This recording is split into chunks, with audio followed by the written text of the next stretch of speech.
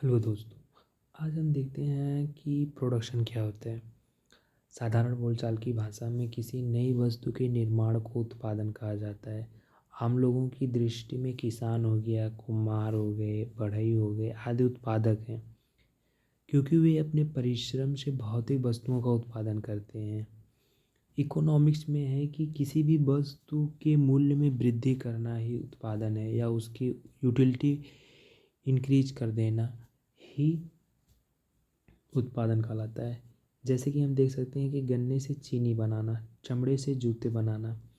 इसी प्रकार जैसे कि एक बढ़ई एक लट्ठे से मेज़ बनाकर किसी नए पदार्थ को उत्पन्न तो नहीं करता, लेकिन अपने श्रम और औजारों की सहायता से लकड़ी को मेज़ का रूप देकर लकड़ी में अतिरिक्त यूटिलिटी का क्रिएशन करता है, जिससे उस लकड़ी का मूल्य बढ़ जाता है। इस प्रकार से हम अकॉर्डिंग टू फेयर चाइल्ड के हिसाब से देखते हैं तो production consist of creation of utility in goods, यानी कि वस्तुओं में तुष्टि गुण का सृजन ही उत्पादन है। तो तुष्टि गुण क्या होता है? तुष्टि गुण होता है इसे यूटिलिटी में, यूटिलिटी है क्या है?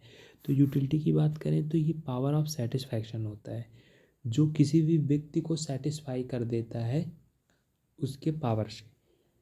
जब हम कोई भी चीज़ मार्केट में जाते हैं परचेज करने के लिए, तो उसके लिए हम कुछ कोई ना कोई मूल्य चुकाते हैं, और यही मूल्य हमारे सेटिस्फैक्शन का बेस बनता है।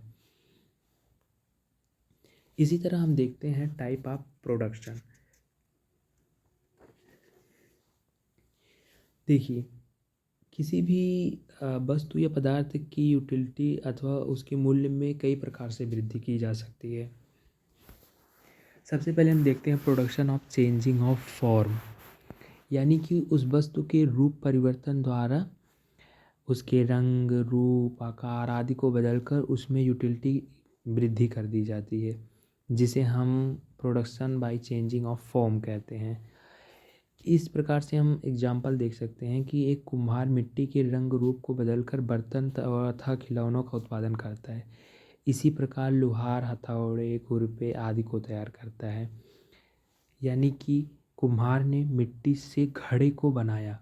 मिट्टी का मूल्य कुछ ना कुछ मतलब नहीं, कुछ नहीं था, लेकिन उस मिट्टी को यूज करके उसने घड़े जब बनाया तो उसका पावर ऑफ सेटिस्फैक्शन तो बढ़ा, उसके वैल्यू में भी इंक्रीजिंग हुआ। जो प्राइस होगा उसका, वो कहीं ना कहीं मिट्टी से ज़्यादा होगा।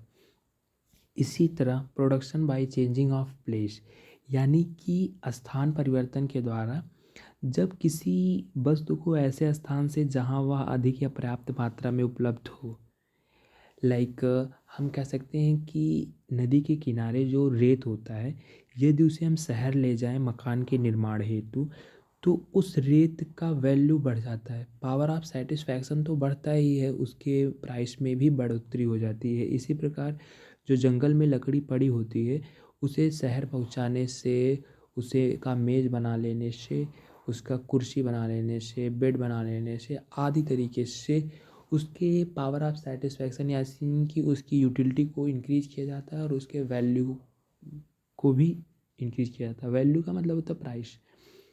इसी तरह से हम देखते हैं production by changing of time.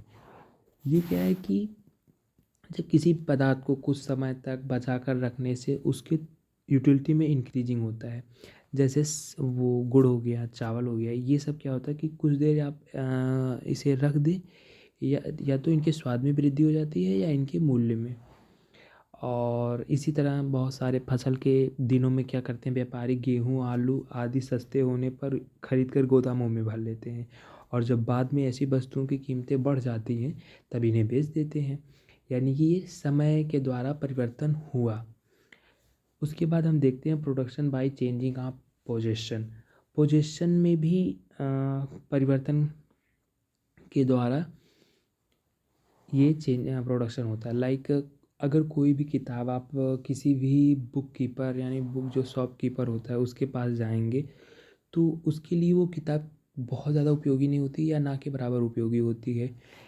लेकिन जब वही किताब अगर विद्यार्थी के पास पहुंच जाती है तो उस वस्तु की, यानी कि उस पुस्तक की यूटिलिटी बढ़ जाती है, और उस वस्तु के लिए व्यक्ति जो है पैसा पे करता है, जो उसका पावर ऑफ सेटिस्फैक्शन के बराबर होता है।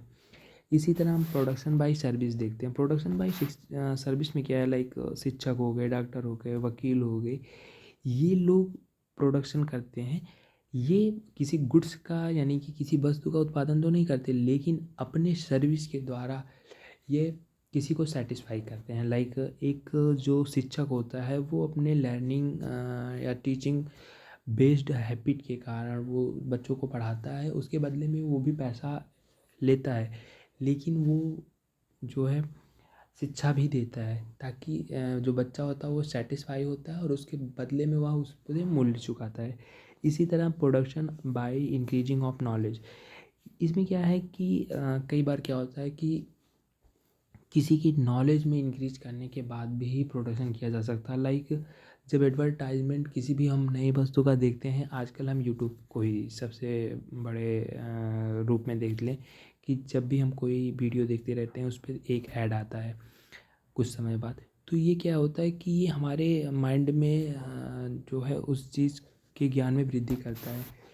जब हम देखते हैं कि कोई भी लाइक टेक्नोलॉजी एआई से या मतलब किसी भी पार्टी का प्रचार करता है, तो वो ऐड में दिखाता है जो हमें पहले से नहीं पता होता, लेकिन उस ऐड को देखने के बाद हमारी नॉलेज में वृद्धि हो जाती है।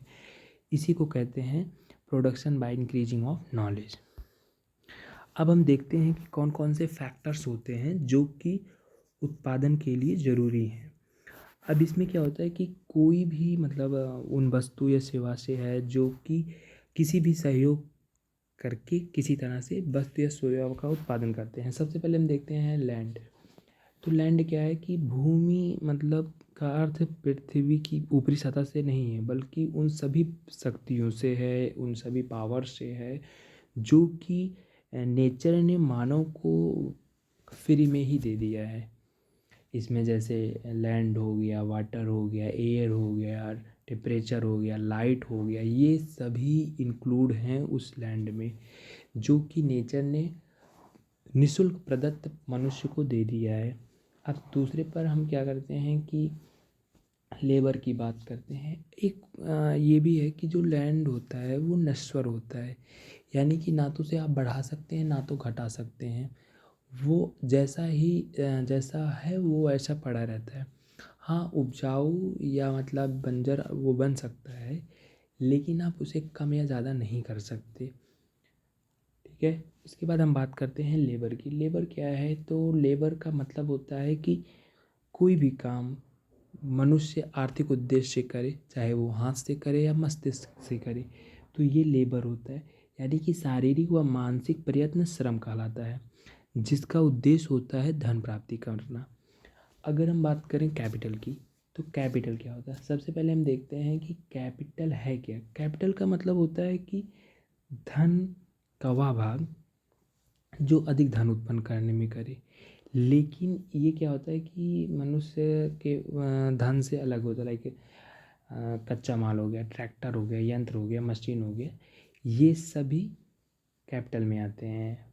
प्रकृति की समस्त निःशुल्क देन के अतिरिक्त जो भी अतिरिक्त पैसा होता है या अतिरिक्त आय होती है जिससे व्यक्ति जो है अलग से पैसा कमाने का काम करता है, वो पूंजी कहलाती है। अब हम बात करते हैं ऑर्गेनाइजेशन की।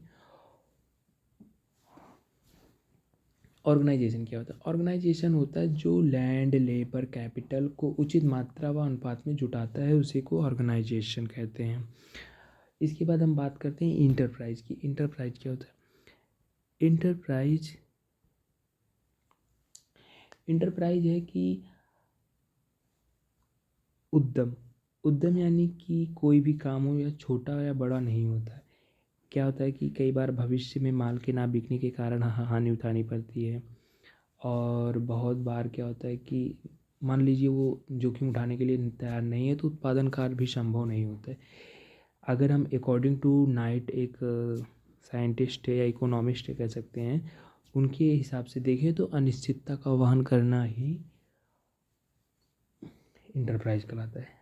अब हम बात करते हैं कि क्या इम्पोर्टेंस होता है। सबसे पहले हम बात करते हैं satisfaction of need. Satisfaction of need का मतलब होता है कि कोई व्यक्ति या तो स्वयं उस वस्तु का सेवा उत्पादन करता है या उन्हें दूसरे से खरीदता है। ठीक है। आज का जो विशिष्ट यानी कि स्पेशलाइजेशन युग है, उसमें कोई भी व्यक्ति अपनी आवश्यकताओं की सभी वस्तुओं का उत्पादन नहीं कर सकता। इसीलिए वो मुद्रा के माध्यम से अपनी वस्तुओं जो भी उसकी आवश्यकताएं होती हैं उसके लिए वस्तु या सेवाएं खरीद लेता है। इसलिए यानी कि वो अपनी आवश्यकता या जो उसकी मानवीय आवश्यकता होती है उसकी संतुष्टि वो करता है। इसके बाद क्या होता है कि इम्प्रूवमेंट ऑफ लाइफ स्टाइल। किसी देश के जो निवासी होते हैं वहाँ का रहन सहन का स्तर उत्पादन की मात्रा तथा गुण पर निर्भर करता है कि कैसा है। अगर अमेरिका, इंग्लैंड, जर्मनी आदि राष्ट्र के निवासियों का जीवन स्तर अगर आप देखें कि बहुत ज़्यादा उन्नत है, तो उसका कारण है कि वहाँ विभिन्न प्रकार की उत्तम कोटि की वस्तु और सेवा का समुचित उत्पादन किया जा रहा है। Base of business. किसी देश के आंतरिक या विदेशी व्यापार की मात्रा उत्पादन की मात्रा पर निर्भर करती है। जैसे कि वहाँ की उत्पादन की मात्रा अधिक होगी तो बाज़ार का विस्तार भी अधिक होगा।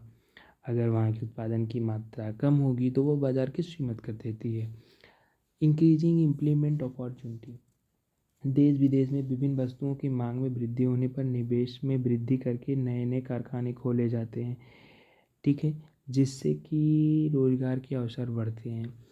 यानी कि जब भी आसपास आप देखते होंगे अगर कोई भी मैन्युफैक्चरिंग इंडस्ट्री स्थापित होती है तो उससे रोज़गार के अवसर भी अवेलेबल होते हैं। तो ये तय करता है कि सरकार की नीति कैसी है जिससे कि मैन्युफैक्चरिंग इंडस्ट्री स्थापित किया जा सके। जहाँ पर सरकार की नीति खराब होती है वहाँ पर मैन्युफैक्चरिंग इंडस्ट्री आसानी से नहीं स्थापित हो पाता है। और इसके कुछ राज्य मतलब बहुत ही गरीब टाइप के हैं, ये नहीं है कह सकते, लेकिन ये है कि वहाँ पे मैन्युफैक्चरिंग इंडस्ट्री स्थापित ना होने के कारण उनके पिछड़े होने का यही कारण बनता है। फिर increasing national income. Increasing national income में हम ये देख सकते हैं कि जो भी सरकारें होती हैं वो टैक्स लगाती हैं उत्पादन कर पर। इससे क्या होता है कि प्रोडक्शन पर जब वो टैक्स लगाते हैं तो उन्हें जो है आय प्राप्त होता है इससे। यानी कि उत्पादन की मात्रा जितनी अधिक होगी सरकार को कर के रूप में उतनी ही अधिक आय प्राप्त होती है। तो अगले लेक्चर में हम देखेंगे जेनजेट क्या होता है। जेनजेट एक बहुत ही अच्छा कॉन्सेप्ट है और ये आज के समय के लिए बहुत ही उपयोगी है। तो अगले वीडियो में हम जेनजेट देखते हैं। धन्यवाद दोस्तों।